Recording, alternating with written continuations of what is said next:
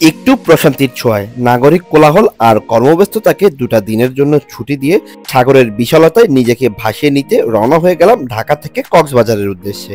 আর এবার ঢাকা কক্সবাজার ভ্রমণে আমার ভ্রমণ সঙ্গী হিসেবে ছিল ঢাকা কক্সবাজার রুটে স্লিপার বাস দিয়ে যাত্রী সেবা দিয়ে যাত্রীদের মনের জায়গায় করে নেওয়া অপারেটর ইম্পেরিয়াল এক্সপ্রেসের একটি ফুল ফ্ল্যাট বেডের স্লিপার বাস।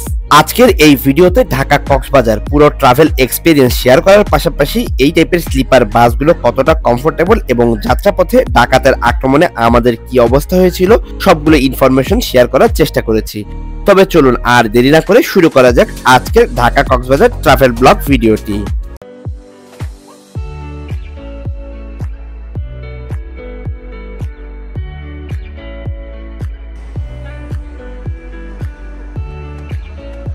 আজ বৃহস্পতিবার অফিসের কাজকর্ম শেষ করে রওনা হয়েছি ঢাকা থেকে কক্সবাজারের উদ্দেশ্যে। তবে প্ল্যান ছিল ইম্পেরিয়াল এক্সপ্রেসের বহরে চলাচল করা হুন্দাই বাসে ঢাকা থেকে কক্সবাজারের উদ্দেশ্যে রওনা হব, কিন্তু ওই বাসে সিট না পেয়ে শেষে বাধ্য হয়ে তাদের একটা স্লিপার বাসেই রওনা করতে হয় আমাকে। রাত 10:30 ঢাকার কলাবাগান কাউন্টার থেকে হুন্দাই বাসটি ছেড়ে যাবার কথা ছিল, তাই আমি সেই সময়ের আগে পৌঁছে যাই কাউন্টারে। তবে আসার পরে জানতে পারি ওই বাসে কোনো সিট নেই। তখন ইম্পেরিয়াল এক্সপ্রেসের যারা কাউন্টারে দায়িত্বে ছিলেন তারা আমাকে তাদের একটা স্লিপার বাসে উঠিয়ে দেয়, যেই বাসটি আমাকে আরামবাগ পর্যন্ত নিয়ে যাবে এবং আরামবাগে যেই বাসে আমি একটু ভালো সিট পাবো সেই বাসে আমি আজ রওনা করব কক্সবাজারের উদ্দেশ্যে। আমি যে বাসটিতে রওনা হয়েছিলাম এই বাসটি রাত 10:13-তে কলাবাগান কাউন্টার থেকে ছেড়ে রাত 10:31 আরামবাগে নিয়ে আসে। আর আমি আজ ভ্রমণ করছি ইম্পেরিয়াল এক্সপ্রেসের এই বাসটিতে, অর্থাৎ এই বাসের একদম সামনের সিঙ্গেল সিটটি খালি ছিল, যার কারণে ওই বাসে আমি টিকিট করে নিই। আমি যখন কলাবাগান কাউন্টার থেকে রওনা হয়েছিলাম ওই মুহূর্তে কলাবাগান কাউন্টারের দায়িত্বে যারা রয়েছেন তারা চাইলে আমাকে তাদের একটা বাসে সিট করে দিতেই পারত, কিন্তু কলাবাগান বা যেসব বাসগুলো গাবতলী থেকে ছেড়ে আসে ইম্পেরিয়াল এক্সপ্রেসের কোনো বাসেই সেদিন সিট ছিল না। পরে আরামবাগে আসার পরে জানতে পারলাম আরামবাগ থেকেও এইরকম বৃহস্পতিবার দিনে এক্সট্রা কিছু ট্রিপ পরিচালনা করা হয়, সেরকম একটা বাসে আমি সিট করে নিই।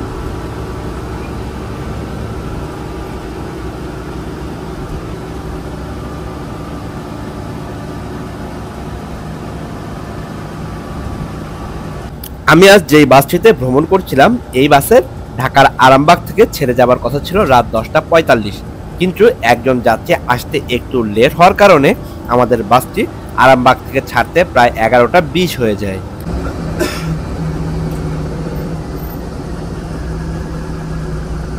আপনারা একটু সামনের পার্কিং ব্যারিয়ারটা লক্ষ্য করে দেখুন, বাস আসার সাথে সাথে সেটি ওপেন হয়ে গেল। আমি বান্দরবানের ভিডিওতে বলেছিলাম রাস্তার যানজট বা যে টোল প্লাজাগুলো সেগুলোর যানজট কমানোর জন্য মোটামুটি সবগুলো বাসকেই উচিত ফাস্ট ট্র্যাকের লেন ইউজ করা এবং আগে থেকে কারে টাকা জমা করে রাখা। তবে ইম্পেরিয়াল এক্সপ্রেস এতদিনে এই কাজটি করতে পেরেছে, যা অবশ্যই একটা প্রশংসার দাবিদার। কেননা এই রকম যদি ফাস্ট ট্র্যাক করে রাখে বা ফাস্ট ট্র্যাকের লেনগুলো ইউজ করে সেক্ষেত্রে টোল প্লাজাগুলোতে বাসগুলোর আর দেরি হবে না, এতে যানজট এড়িয়ে খুব দ্রুত বাসগুলো এগিয়ে যেতে পারবে। ঘড়ির কাঁটা 11:40, এই জায়গাতে দুজন প্যাসেঞ্জার ছিল, তাদেরকে উঠিয়ে নিয়ে আমরা আবারও রওনা হয়ে যাই আমাদের গন্তব্যের উদ্দেশ্যে।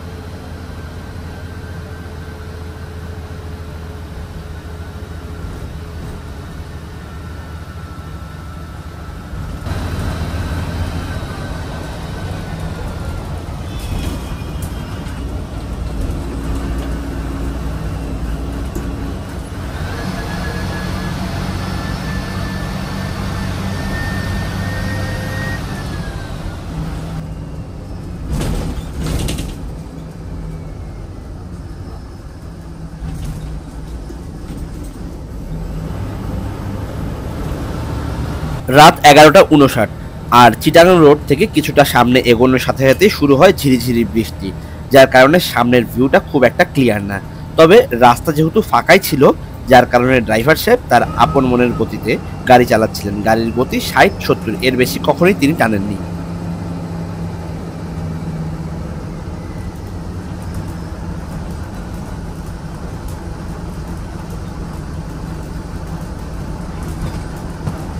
আমরা এই মুহূর্তে মেঘনা সেতুর টোল দিয়ে এগিয়ে গেলাম সামনের দিকে, তবে এই জায়গাতেও আমাদের খুব একটা বেশি সময় লাগেনি।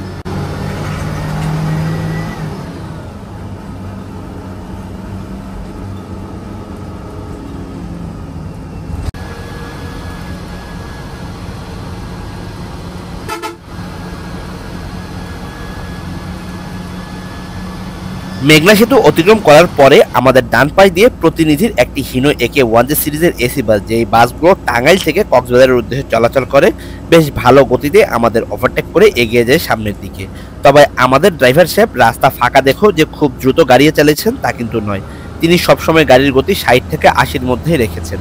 তবে 60 থেকে 80-র মধ্যে রেখেও যে কিভাবে টাইমলি পৌঁছানো যায় তা তিনি আজ আমাদের দেখিয়েছেন।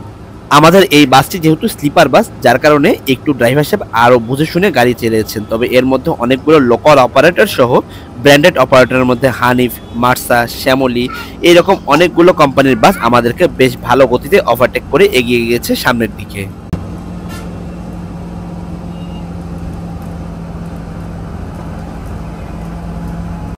যেটা একটু আগে বলছিলাম যে রাস্তা খালি থাকলেও আমাদের ড্রাইভার সাহেব বেশ গতিতে গাড়ি চালাননি, গাড়ির গতি 60 থেকে 80-তেই রেখেছেন। একবার মিটার বক্স খেয়াল করেই দেখুন, গাড়ির গতি 70-80 এর উপরে কখনোই তিনি চালাননি।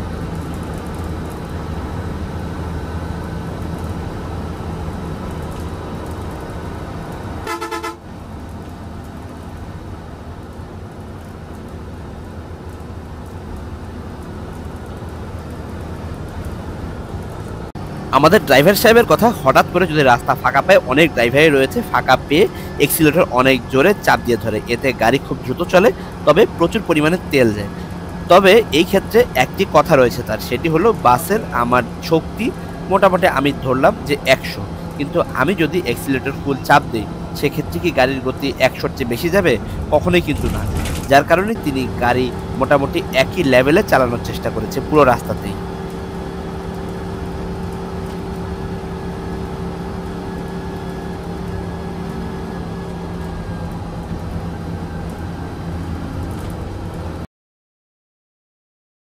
হ্যালো এভরিওয়ান, আমি ধ্রুব। আজ মহান বৃহস্পতিবার, আর আজ রাতে রওনা হয়েছি ঢাকা থেকে কক্সবাজারের উদ্দেশ্যে। প্ল্যান ছিল যদিও হুন্দাই অর্থাৎ ইম্পেরিয়াল এক্সপ্রেসে যে হুন্দাই বাসটি বর্তমানে ঢাকা কক্সবাজার রুটে চলাচল করছে, ওই বাসটিতে যাওয়ার প্ল্যান ছিল। তবে আসলে ওই বাসের কোনো সিট না পেয়ে অলরেডি এই মুহূর্তে রওনা হয়েছি একটা স্লিপার বাসের সাথে, যে বাসটাতে ফুল ফ্ল্যাট বেডের স্লিপার বাস। আর আমার বাস অর্থাৎ আমি আজ এই বাসটিতে ভ্রমণ করছি, যে বাসটি মূলত আমার পিছনে দেখছেন। আর এই বাসটিতে ঢাকার আরামবাগ থেকে রওনা হয়েছি রাত 10:45। আর এই মুহূর্তে আমরা আছি মাধায়া একটা পেট্রোল পাম্পে। মূলত ইম্পেরিয়াল এক্সপ্রেসের বাসগুলো এই জায়গা থেকে তেল নিয়ে থাকে, এই জায়গা থেকে তেল নিয়ে কিছুক্ষণের মধ্যে রওনা হব। তবে রাস্তা মোটামুটি খুব একটা যে জ্যাম আছে তাও না, তো রাস্তা মোটামুটি ফাঁকাই বলা যায়। আর আমরা মোটামুটি আরামবাগ থেকে 1 ঘন্টা 15 মিনিটের মধ্যেই মাধায়া অর্থাৎ ইলিয়টগঞ্জে এসে পৌঁছে গেছি। এর মধ্যে আমরা যারা প্রাইভেট চাকরিজীবী আছি বা সরকারি চাকরিজীবী যাই বলি না কেন, আমরা মোটামুটি উইকলি 2 দিন ছুটি পাই, শুক্রবার শনিবার। আর প্রাইভেট কোম্পানিগুলো তো বেসিক্যালি একটা দিন ছুটি পাই, আমি নর্মালি একটা দিনই ছুটি পাই আমি যেই জায়গাতে আছি। তো এই একদিন ছুটির মধ্যে আমি আসলে চেষ্টা করি মাসের মধ্যে 1টা বা 2টা ট্রাভেল ব্লগ করার জন্য, আপনাদের দেখানোর জন্য। তো আমরা যারা আসলে ট্রাভেল ব্লগ করি অফিসের কাজের ফাঁকে বা অন্যান্য কাজগুলোর ফাঁকে, আমরাই আসলে জানি যে সারাদিন অফিস করে পুরোটা রাত বাসের সামনে বসে বা সামনের সিটে বসে পুরোটা রাস্তা আপনাদের দেখানো বা বাসের যে অভিজ্ঞতা শেয়ার করা, এটা কতটুকু কষ্টকর। তো আপনারা যদি আমাদেরকে একটু সাপোর্ট না করেন বা আপনারা যদি এই ভিডিওগুলো নিয়মিত না দেখেন, তাহলে আসলে আমাদের এই কষ্ট পুরোটাই বিফলে যায়। তবে আপনাদের কাছে রিকোয়েস্ট থাকবে, আমরা যারা এইরকম রাত জেগে ভিডিওগুলো করি, যদি আপনারা একটু পাশে থেকে আর এই ভিডিওগুলো দেখে আমাদের পাশে সাপোর্ট করেন, সেক্ষেত্রে আমরা অনেক উপকৃত হই এবং অনেকটা আগ্রহী হই পরবর্তী নতুন নতুন ভিডিও বা কন্টেন্ট আপলোড করার জন্য। ইম্পেরিয়াল এক্সপ্রেসের যেই বাসগুলো চট্টগ্রাম বিভাগের অন্তর্গত বিভিন্ন জেলাগুলোতে যাত্রা করে, সবগুলো বাসই এই পেট্রোল পাম্প থেকেই ফুয়েল নিয়ে থাকে। আমার বাসেরও ফুয়েল নেওয়া প্রায় শেষ, আমরা হয়তো 2 থেকে 3 মিনিটের মধ্যেই রওনা করব।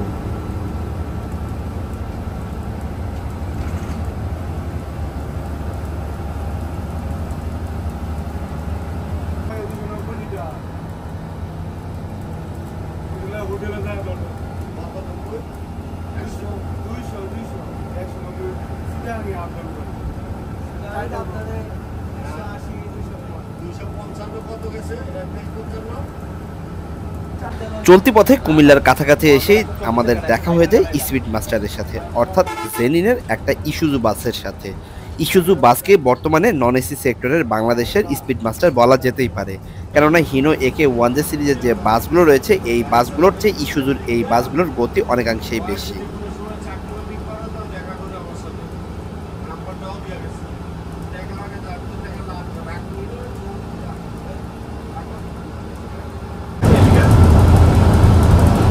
সব সময় তুই গিয়ার চেঞ্জ করবি, তোর শরীর হয় একটা আরপিএম আছে, গাড়িতে যে আরপিএম আছে তার চেয়ে বেশি হলো তোর শরীরে।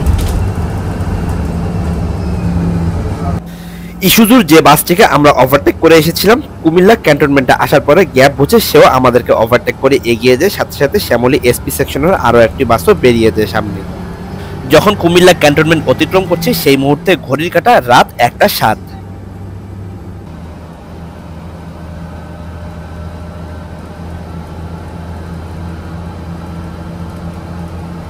রাত 1:15 নাগাদ আমরা পৌঁছে যাই কুমিল্লার পদুয়ার বাজার বিশ্ব রোডের কাছাকাছি। আমি আজ যে বাসটিতে ভ্রমণ করছিলাম ইম্পেরিয়াল এক্সপ্রেসের, এই বাসটি অশোক লেল্যান্ডের 12 MeV মডেলের বাস। এই বাসগুলো এয়ার সাসপেনশন হওয়ার কারণে অনেক কোম্পানি এখন এই চেসিসগুলোর উপরে স্লিপার বাস তৈরি করছে। তবে এই বাসগুলোর সামনের দিকে খুব একটা ঝাঁকি না থাকলেও একেবারে শেষের রোতে বেশ ভালোই ঝাঁকি রয়েছে। পদুয়ার বাজার বিশ্ব রোড অতিক্রম করার কয়েক মিনিটের মধ্যেই আমাদের বাসটিকে প্রায় 100 বা 110 কিলোমিটার গতিতে মার্সার একটি বাস ওভারটেক করে এগিয়ে যায় এবং কয়েক সেকেন্ডের মধ্যে সে গায়েবও হয়ে যায়। তাহলে বুঝতেই পারছেন মার্সার এই বাসগুলো কত গতিতে চলে। এই পরিমাণ গতিতে চলার কারণে এই বাসগুলোর হরহামেশা অ্যাক্সিডেন্ট হয়ে থাকে। তবে এই বাসগুলো বেশি অ্যাক্সিডেন্টের সম্মুখীন হয় এই ঢাকা চিটাগং হাইওয়েতে এবং চট্টগ্রাম কক্সবাজার হাইওয়েতেও। আর এই মুহূর্তে আমাদের ডান পাশে গ্রিন লাইনের যে স্লিপার বাসটিকে দেখতে পাচ্ছেন, এই বাসটি বাংলাদেশের সবচেয়ে দামি স্লিপার বাসগুলোর মধ্যে একটি। অর্থাৎ এই বাসগুলো স্কেনের চেসিসের উপরে নির্মাণ করা হয়েছে এবং এই বাসের প্রত্যেক সিটের ভাড়া প্রায় 2500 টাকা ঢাকা থেকে কক্সবাজার পর্যন্ত। এই গ্রিন লাইন ছাড়াও সোহাগের যে প্রেস্টিজিয়াস বাসগুলো রয়েছে সেই বাসে শুধুমাত্র একটি স্লিপার সিট রয়েছে, সেগুলোর ভাড়াও 2500 টাকা। আর আমি আজ যে বাসটিতে ভ্রমণ করছি এই টাইপের অর্থাৎ অশোক লেল্যান্ডের যে স্লিপার বাসগুলো রয়েছে এই বাসগুলোর ভাড়া ঢাকা থেকে যেগুলো মোটামুটি রিনাউন্ড মানে ব্র্যান্ডের বা রিনাউন্ড অপারেটরের তাদের ভাড়াগুলো প্রায় 1600 থেকে 1800 টাকার মতো। তবে ইম্পেরিয়াল এক্সপ্রেসের আমি যে স্টেশনে ভ্রমণ করছি তার ভাড়া আজ মাত্র 1600 টাকা, এখন তাদের ডিসকাউন্ট চলছে। তবে যেই সব লোকাল অপারেটরের স্লিপার বাসগুলো রয়েছে তাদের বাসগুলোতে আপনারা ঢাকা থেকে দামাদামি করে 900 থেকে 1200 টাকা স্লিপারে ভ্রমণ করতে পারবেন কক্সবাজার পর্যন্ত। আপনারা অনেকেই জানেন কিনা আমি জানি না, গ্রিন লাইনই কিন্তু বাংলাদেশের যেমন সর্বপ্রথম লাক্সারিয়াস এসি বাস দিয়ে বাংলাদেশের মানুষকে পরিচয় করিয়ে দিয়েছে, সেরকম সর্বপ্রথম স্লিপার বাস সার্ভিসও তারাই কিন্তু প্রদান করা শুরু করে। পরবর্তীতে অনেক বছর পরে বিভিন্ন কোম্পানি স্লিপার সার্ভিস দেওয়া শুরু করে, তবে সেই চেসিসগুলো কিন্তু অশোক লেল্যান্ড বা হাইগার এই রকম কোম্পানিগুলোর। তবে বর্তমানেও গ্রিন লাইনের বহরে যেসব স্লিপারগুলো চলছে সেই বাসগুলো অনেকটাই মানসম্মত এবং বেশ ভালোই গতিশীল বাস। মাত্র গ্রিন লাইনের একটা বাস আমাদেরকে ওভারটেক করে এগিয়ে গেল।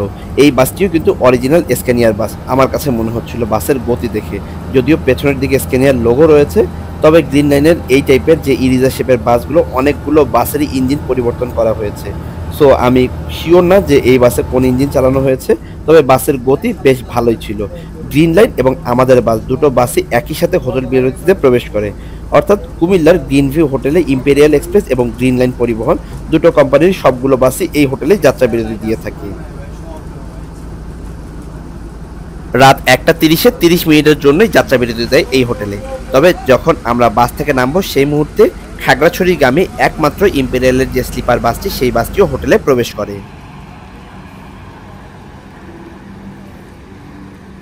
বর্তমানে যে বাসটিতে পানি মারা হচ্ছে অর্থাৎ যে বাসটি পরিষ্কার পরিচ্ছন্ন করা হচ্ছে এটি মূলত আজকে আমাদের ট্রাভেল পার্টনার ছিল।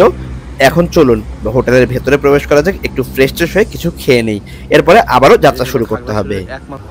30 মিনিটের যাত্রা বিরতি থাকলো, প্রায় 37 মিনিট পরে আমাদের বাসটি আবারও তার গন্তব্যের উদ্দেশ্যে রওনা করে। রাত 2:07 বাজে আর ইতিমধ্যে আমরা হোটেল ত্যাগ করে রওনা হয়ে গিয়েছে কক্সবাজারের উদ্দেশ্যে।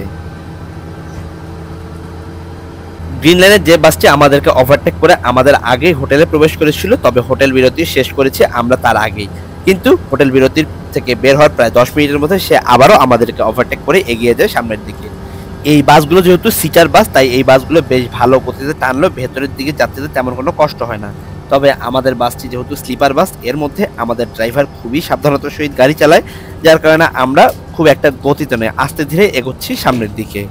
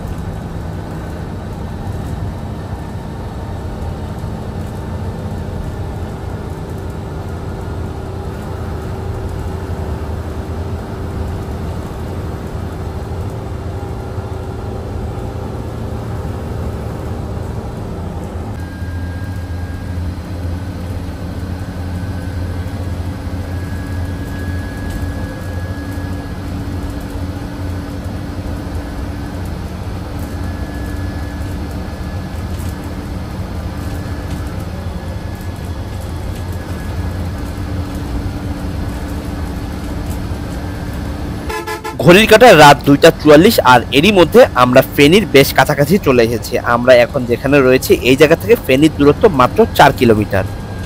সামনে লক্ষ্য করলেই দেখতে পারবেন গ্রিন লেনের যে বাসটি আরো 15 থেকে 20 মিনিট আগে আমাদেরকে ওভারটেক করে এগিয়ে চলে এসেছিল, সেই বাসটিও কিন্তু এখন আমাদের সামনে।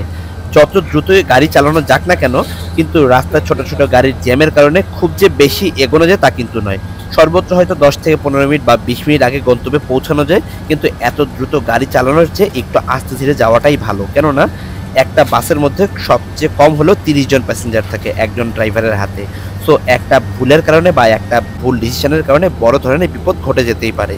তবে আমার সামনে থাকা গ্রিন লাইনের বাসটি যে খুব দ্রুত গাড়ি চালিয়েছে তা কিন্তু নয়, আমাদের ড্রাইভার সাহেব একটু আস্তে ধীরে চালিয়েছেন, এটাই আসলে মূল কথা। তবে ফেনী অতিক্রম করার পরে বেশ ভালোই বৃষ্টি শুরু হয়ে যায়, অর্থাৎ ঝিরিঝিরি বৃষ্টি, এবং এক পর্যায়ে বেশ ভালো গতিতে বৃষ্টি হচ্ছিল। বৃষ্টির মাত্রা একটু বেশি ছিল, যার কারণে আমি চলে আসি আমার কেবিন থেকে কেবিন নয়েজটা একটু শোনানোর চেষ্টা করেছি।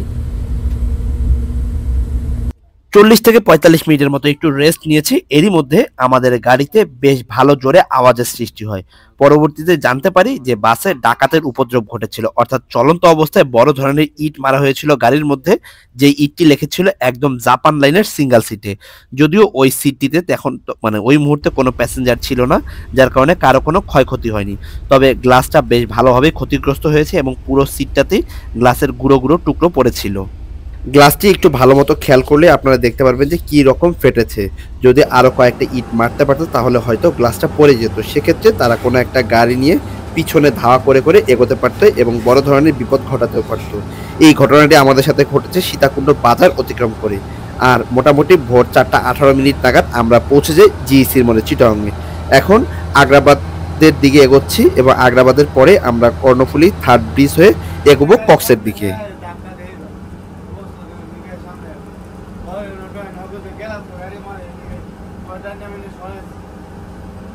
আমার ঘুম থেকে ওঠার সময় হয়ে গিয়েছে। আমি বাসায় থাকলে এই মুহূর্তে অর্থাৎ ভোর 5টার মধ্যে ঘুম থেকে উঠে যাই।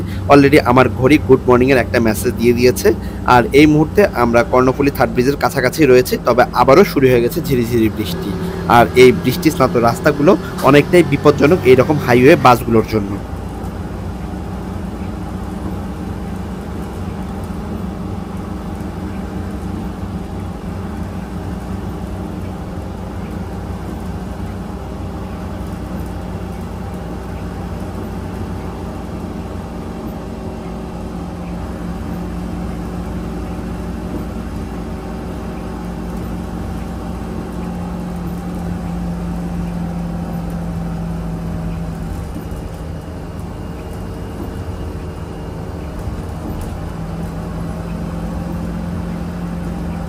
ভোর 4:45 এই মুহূর্তে রয়েছে শাহ আমানত সেতুতে। অনেকেই এই ব্রিজকে 3rd ব্রিজ বলেও চেনেন। এই জায়গাতে অনেকগুলো শ্যামলী এবং হানিফের বাস ছিল হাতের বাম দিকে। তবে এই জায়গার 90% বাসই কিন্তু ফেক, অর্থাৎ এই বাসগুলো ঢাকা থেকে আসে না, লোকাল কোম্পানি চিটাগংয়ের। তবে এই বাসগুলো থেকে দিয়ে যদি আপনারা কেউ চট্টগ্রাম থেকে কক্সবাজার যান তবে অবশ্যই সাবধান, কেননা এই বাসগুলো দিয়ে আপনার কক্সবাজার পৌঁছাতে 4 থেকে 5 ঘন্টারও বেশি সময় লেগে যাবে। তবে যে বাসগুলো ডিরেক্টলি আসে সেই বাসগুলোতে যদি সিট খালি থাকে সেক্ষেত্রে আপনাদেরকে নিয়ে নেবেই। সেক্ষেত্রে চট্টগ্রাম থেকে কক্সবাজার যেতে সর্বোচ্চ 2.5 থেকে 3 ঘন্টা, এর বেশি লাগার কথা নয়।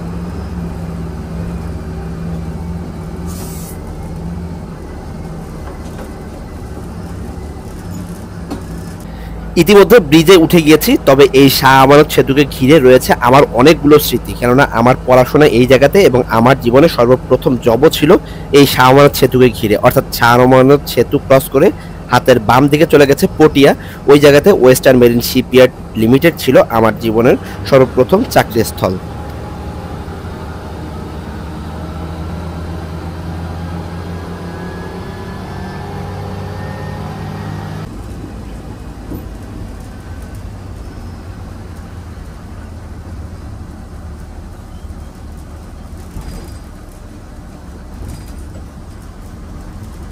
এই শাহ আমানত সেতুর টোল প্লাজায় গিয়ে আমরা বিপদের সম্মুখীন হই।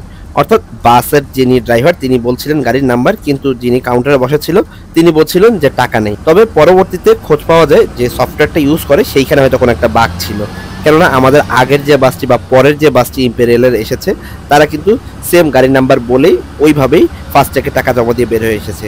বাট আমাদেরকে ফিজিক্যাল ক্যাশ টাকা জমা দিয়ে দেন আসতে হয়েছে।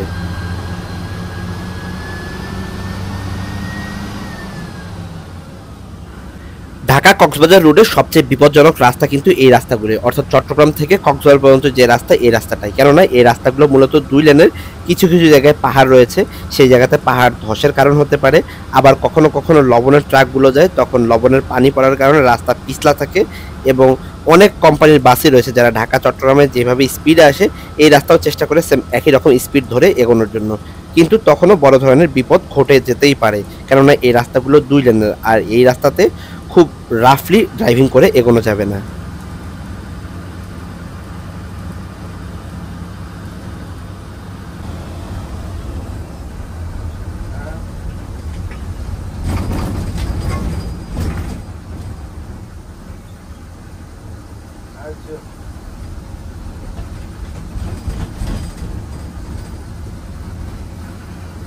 গ্রিনলাইন পরিবহনের ঢাকা থেকে ছেড়ে আসা কক্সবাজারগামী স্লিপার যে বাসটি কিছুক্ষণ আগে আমাদেরকে ওভারটেক করেছিল, সেও কিন্তু বেশি দূর এগোতে পারেনি।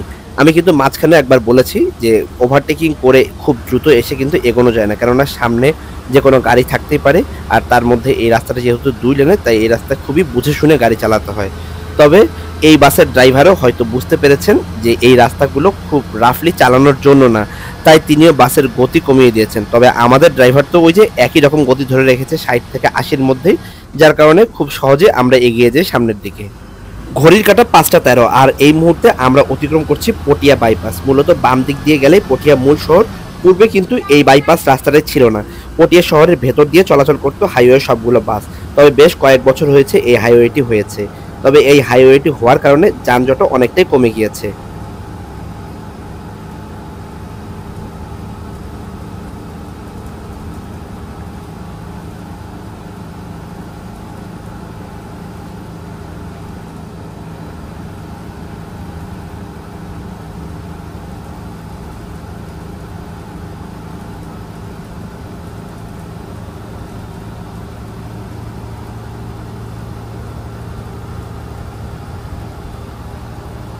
ফেনী পার হবার পর থেকে রাস্তার একই অবস্থা, অর্থাৎ হঠাৎ করে বৃষ্টি খুব জোরে বেড়ে যায়, আবারও কখনো ঝিরিঝিরি বৃষ্টি, কখনো আবার একেবারেই বৃষ্টি থাকছে না। এইভাবে এগোচ্ছি। মোটামুটি এইরকম ঝিরিঝিরি বৃষ্টি নিয়ে আমরা পুরো কক্সবাজার পর্যন্ত গিয়েছিলাম। রাস্তা অনেকটা পিছলা ছিল যেহেতু বৃষ্টি ছিল, তার কারণে ড্রাইভারও যেহেতু খুব সাবধানতার সহিত গাড়ি চালাচ্ছিলেন। এরপর আমারও একটু ভয়ই লাগছিল, কেননা রাস্তাও ভেজা আর রাস্তা খালি। ড্রাইভার কিন্তু খুব দ্রুত গাড়ি চালাচ্ছিলেন না, নর্মালি চালাচ্ছিলেন। তারপরও কেন জানি একটু ভয় ভয় লাগছিল আজ।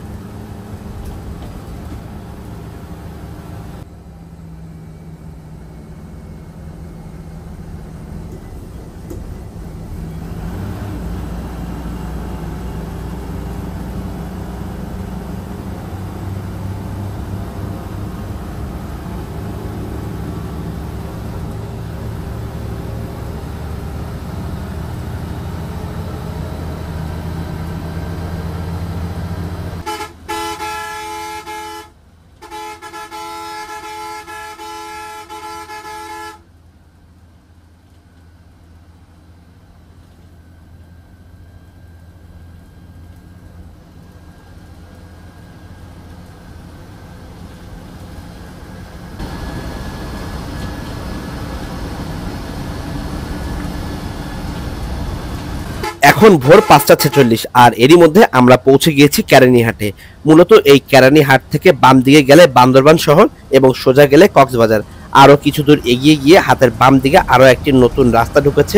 এই রাস্তাটি মূলত লামা আলী কদমের দিকে চলে যায়। এই যে বামে যে রাস্তাটি ঢুকেছে এই রাস্তাটি মূলত বান্দরবানের দিকে চলে গিয়েছে।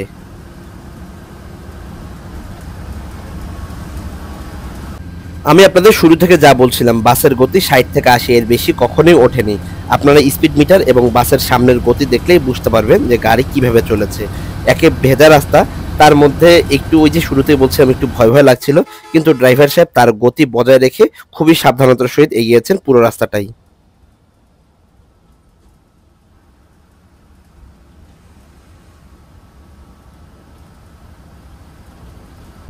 এখন 6:20, এর মধ্যে একটু আসলাম আমি আমার কেবিনে একটু রেস্ট নেওয়ার উদ্দেশ্যে। কেননা পুরোটা রাস্তায় বলা যায় রাস্তার সামনেই বসে এসেছি, আর শুধুমাত্র আধা ঘন্টা 40 মিনিট একটা ব্রেক নিয়েছিলাম, কিন্তু ওই মুহূর্তে একটা বড় ধরনের দুর্ঘটনা ঘটে যাওয়াতে একটুও রেস্ট নিতে পারিনি। তবে রেস্ট নিতে এসে পুরোপুরি চোখটা লেগে গিয়েছিল। 7:18 নাগাদ বাসের যিনি সুপারভাইজার বা গাইড সাহেব ছিলেন তিনি নক করছিলেন যে আমরা কক্সবাজার পৌঁছে গিয়েছি এবং অলরেডি সকাল 7টা অতিক্রম করার কারণে বাস ডলফিন মোড় পর্যন্ত যাবে না। এখন কক্সবাজারের নতুন রুলস হয়েছে, সকাল 7টার পূর্বে যদি কোনো লং রুটের বাসগুলো আসে সেক্ষেত্রে ডলফিন মোড় পর্যন্ত যেতে পারে, কিন্তু 7টা অতিক্রম করলে সেই বাসগুলো আর ডলফিন মোড়ে যায় না, বাস টার্মিনালে নামিয়ে দেয়। সকাল 7:25 ইম্পেরিয়ালের এই বাসটি আমাকে কক্সবাজারে বাস টার্মিনালের ঠিক অপোজিট প্রান্তে ইম্পেরিয়ালের যে কাউন্টার এবং বাসগুলো রাখার জায়গা ছিল ওই জায়গাতে নামিয়ে দিয়েছে। মোটামুটি বেশ ভালো একটা জার্নি উপভোগ করেছি। আর বলা যেতে পারে রাত্রে 11:30 বা 11:20 নাগাদ যেহেতু এই বাসটি ছেড়েছে আরামবাগ থেকে, হোটেল বিরতি আর ফুয়েল ব্রেক বাদ দিয়ে বলা যায় মাত্র 7 ঘন্টায় আমরা পৌঁছে গিয়েছি আজ কক্সবাজারে। তবে আমাদের যে দ্বিতীয় হোটেল ব্রেক সেটি কিন্তু আজ দেয়নি। আদার কোনো কথা বাড়াচ্ছি না, আজকের ভিডিওটি এখানেই শেষ করছি। পুরো ভিডিওটি কেমন লেগেছে অবশ্যই কমেন্টস বক্সে জানাবেন। সবাই ভালো থাকবেন, সুস্থ থাকবেন। শুভ বিদায়।